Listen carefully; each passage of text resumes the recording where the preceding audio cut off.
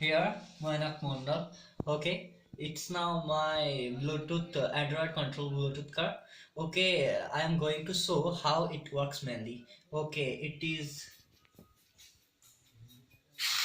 going forward, then it is going backward, and then it takes the right turn, and now it's taking the left turn.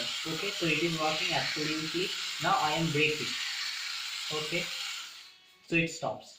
Okay, so how I make it very easily, and I not wants to take much more time, and it's a very easy matter. I am at first using that HC05, which is very easily available in Play Store. Okay, now I am using this software Arduino Bluetooth controller.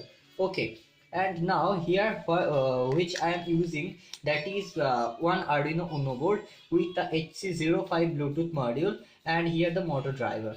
Okay, and here the two wheels, that doesn't matter about their RPM, and here I am connecting with the GND and the 12 volt, and here it is also the right side means positive, and it is also the positive side, and I am here mainly using this 1500 mAh battery which have 3.7 volt output, and I am use here the Uno board. And if you want my programming code, you have to Gmail me through my YouTube video link. Okay, so it's a very easy, and try in your home.